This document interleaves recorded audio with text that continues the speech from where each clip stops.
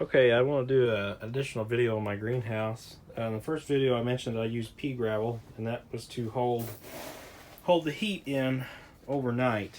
And what I want to talk about is the temperature project. For about a month now, I've been collecting temperature data inside, outside, and ground temperature with an Arduino. And then I also have a click PLC with thermocouples tied into that, and those go outside. I have one mounted right here. They're all type K thermocouples, and then the other two go outside through there. And the whole reason for this video is I've already got a month's worth of temperature data, and I want to compare that to, there's the one going in the ground, about 6 or 8 inches, and then that's just the outside temperature. I want to compare the data before I put in a heat pump system with air, and I want to compare the data after and see if there's any difference. Now right here is a graph of the last month, and the top up there is the inside. You can see the outside, the ground, there's light and wind speed, and it all kind of gives me a good idea of what's going on for the temperature inside the greenhouse. And obviously the spikes are during the day when there's a lot of sunlight, and then at night it goes way down almost exactly to the outside temperature. And what I want to try to do is I want to try to get those spikes. I want to try to get a valley in there and not so much of a spike down, kind of hold the heat overnight. And that's the whole purpose of the pea gravel.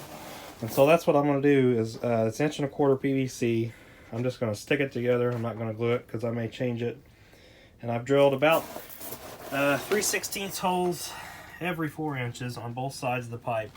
And I'm going to use a 4-inch fan and duct hose down the top and the back. And what that will do is it will take the heat that is generated in the daytime and pump it down through the pipe into the PVC under the gravel. This will all be buried under the gravel, and it will during the day it will heat the gravel, and then once the sun sets, it will that air will continuously be pumped, and it will release the heat from the rocks. So the rocks are acting as a thermal battery, if you will.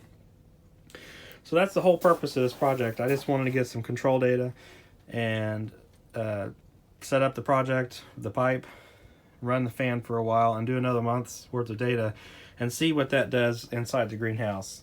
And the whole idea is I'm only running a small fan, not very much electricity, and see how much that increases the temperature in here overnight. To hold it overnight, maybe I can get my plant started a little early. I got a little bit of catnip left over from last fall and some oregano, but that's about all that survived. I'm in zone 6B in southern Indiana, by the way.